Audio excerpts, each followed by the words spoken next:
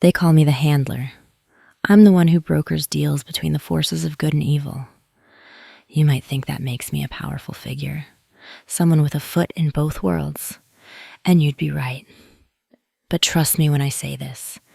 If you ever find yourself in a position where I'm involved, you'd better play by the rules. Because if you break one of my deals, there's no place in this world, or the next, where you can hide from me. The first time I was approached by something not quite human, I was 24 and broke, living in a shitty apartment with a leaky roof and a fridge that only worked when it felt like it. I was desperate, willing to do almost anything to get out of the hole I was in. So when a man in a sharp suit knocked on my door at midnight, his eyes gleaming with a darkness that spoke of power beyond my wildest dreams, I didn't ask too many questions. He offered me a job, a chance to make real money, to live a life where I'd never have to worry about bills or rent again. The only catch was that the work was unconventional. Factoring in the part where I was desperate, I didn't take much convincing. I took the deal, shook his hand, and that's how I became the handler. My job is simple, at least on paper. I'm the go-between, the broker for deals made between the forces of good and evil, angels, demons, spirits, you name it. I've dealt with them.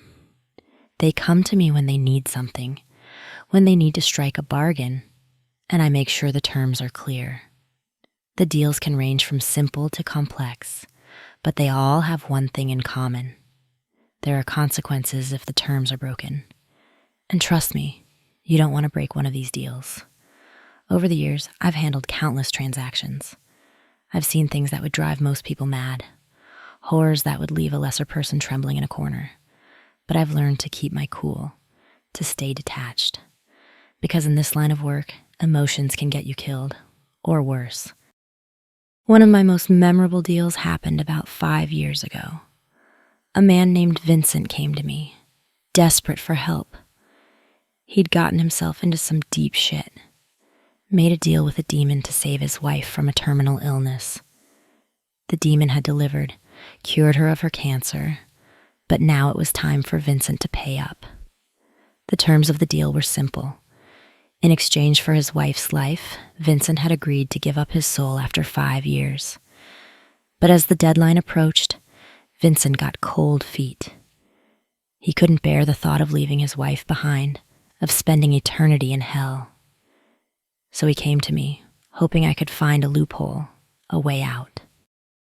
Please, there's gotta be something you can do. I'll do anything. I shook my head, feeling a pang of pity for the guy. But pity doesn't change the rules. A deal's a deal, Vincent. You knew what you were getting into when you made it.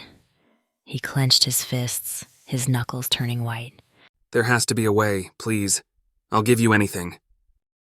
I sighed, leaning back in my chair. There might be a way, I said slowly, but it's risky. And if you fail, the consequences will be far worse than just losing your soul. He didn't hesitate. I'll do it. Whatever it is, I'll do it. I nodded. All right. Here's the deal.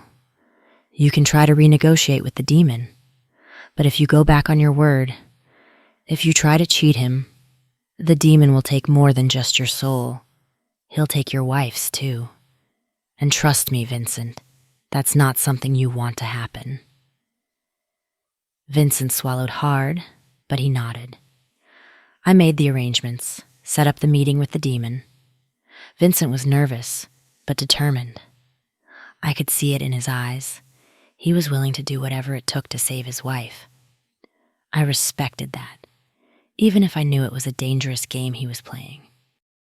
The meeting took place in an old, abandoned church on the outskirts of town. It was the kind of place where the walls were crumbling, the windows shattered, and the air was thick with the scent of decay. The perfect setting for a deal with a demon. I stood at the back, watching as Vincent approached the altar, his hands trembling as he clutched a crucifix. The demon appeared in a puff of smoke, tall and menacing, its eyes glowing with an unnatural light. The demon purred, its voice like velvet. Vincent, have you come to fulfill your end of the bargain? Vincent licked his lips, glancing back at me. I gave him a slight nod, urging him on.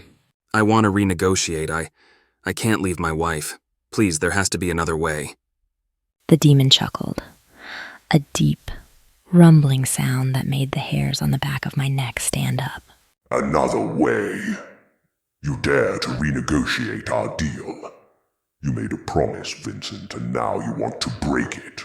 Vincent's grip on the crucifix tightened. Please, I'll do anything.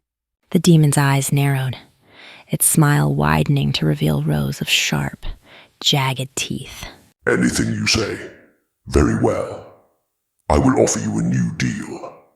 But be warned, Vincent. If you break this one, there will be no mercy. Vincent nodded eagerly, desperation etched on his face. I accept.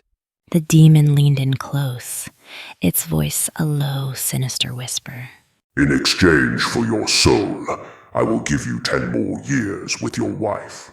10 years of happiness, of life.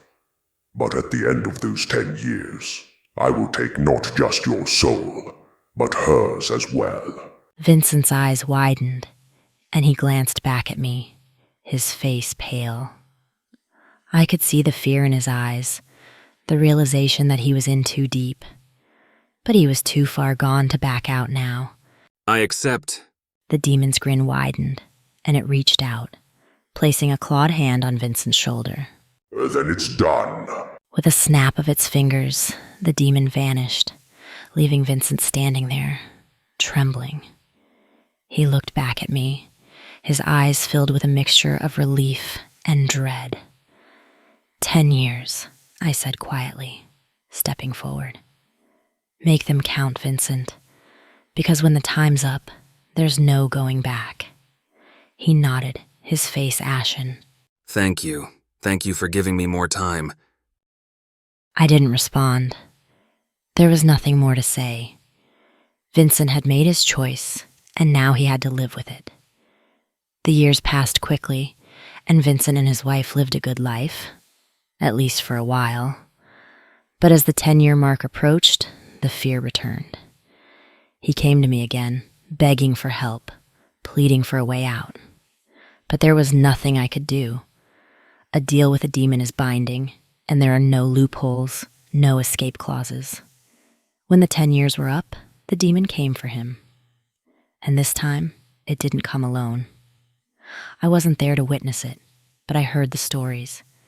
How Vincent and his wife were found dead in their home. Their bodies twisted and mutilated. Their faces frozen in expressions of unimaginable terror. I could have warned him, could have told him that trying to cheat a demon never ends well. But Vincent had made his choice, and now he had to pay the price. It was a brutal reminder that in my line of work, there are no second chances. The deals I broker are binding, and the consequences of breaking them are severe. I've seen what happens to those who try to weasel out of their bargains, and it's not pretty. Demons, angels, spirits, they all have their own ways of enforcing the rules, and trust me, you don't want to be on the receiving end of their wrath. I've been doing this job for a long time now, and I've learned to stay detached, to keep my emotions in check. But there are still nights when I think about Vincent, about the choice he made, and I wonder if there was something more I could have done. But then I remember the look in his eyes when he made that second deal, the desperation, the fear, and I know that he was doomed from the start. There's a reason they call me the handler. I'm the one who keeps the balance, who ensures that the deals are honored, that the rules are followed. And if you ever find yourself in a position where I'm involved, take my advice. Play by the rules. Because if you don't, there's no place in this world, or the next, where you can hide from me. Thank you for listening to my channel. I love all things dark and spooky, with a little sci-fi thrown in. I am playing around with images and sound, so if you have any suggestions, throw them in the comments and I will pick them up. Whether you like listening while you do other things, like I do, or want to zone out while this is playing in the background, I hope you enjoy the journey.